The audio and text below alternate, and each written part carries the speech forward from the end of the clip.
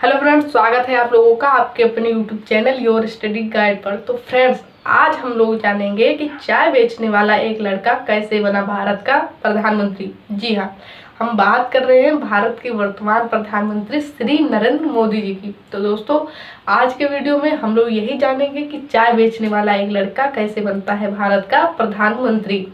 तो चलिए अब हम लोग वीडियो स्टार्ट करते हैं।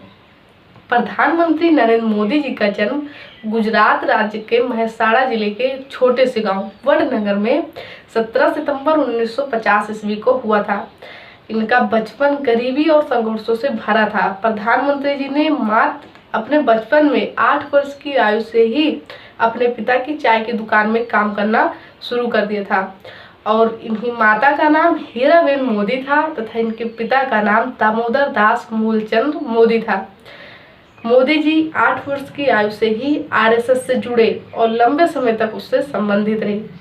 स्नातक की शिक्षा पूरी होने के बाद इन्होंने अपने घर को छोड़ दिया और 2 वर्षों तक भारत भर में अनेक यात्राएं की, अनेक धार्मिक केंद्रों का दौरा किया।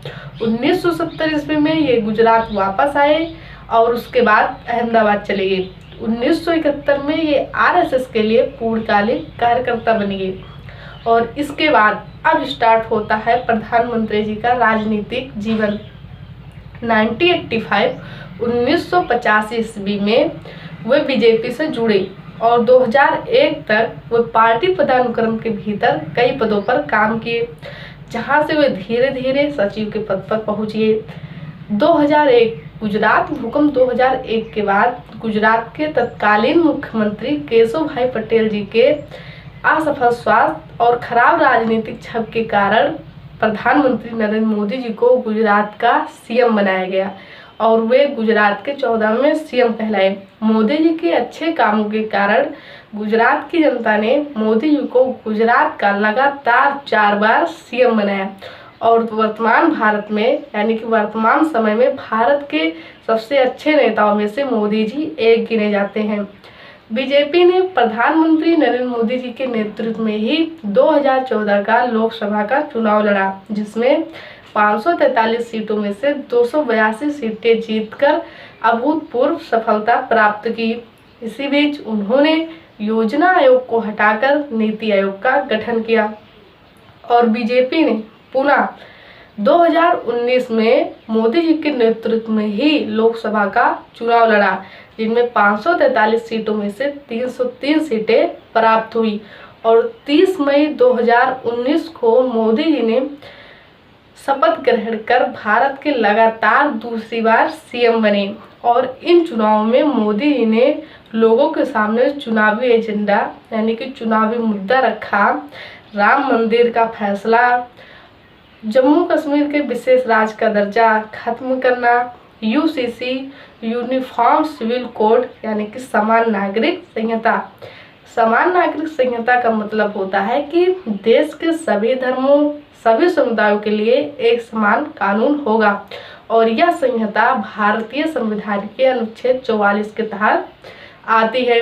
राम मंदिर का फैसला 9 नवंबर 2019 को हुआ और जो जम्मू कश्मीर के विशेष राज्य का दर्जा रद्द करना था वह अगस्त 2019 में आया। उसके बाद अब 2024 के चुनावी एजेंडा होगा राम मंदिर का निर्माण करवाना, आर्टिकल 370 को हटाना। ऐसे बहुत सारी घोषणाएं लोगों के सामने आएंगी। अब हम लोग देखते हैं कि प्रधानमंत्री नरेंद्र मोदी जी के समय भारत की इकोनॉमी पर क्या फर्क पड़ा, भारतीय अर्थव्यवस्था पर क्या फर्क पड़ा। तो प्रधानमंत्री नरेंद्र मोदी जी की सरकार भारत की अच्छी अर्थव्यवस्था के लिए जानी जाती है, लेकिन 2018 में जीएसटी लगाना और 2017 में विमुद्रीकरण यानी कि नोटबंदी करना, इसके कारण भारतीय अर्थव्यवस्था में कमी रही है।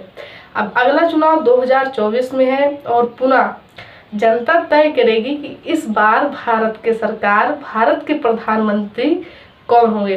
तो फ्रेंड्स, आज के इस वीडियो में हम लोगों ने जाना कि प्रधानमंत्री नरेंद्र मोदी जी किस प्रकार भारत के प्रधानमंत्री बने। तो यदि आप लोगों को ये डिस्कशन अच्छा लगा हो तो प्लीज़ लाइक, सब्सक्राइब करें, शेयर करें और कमेंट जरूर करें। धन्यवाद।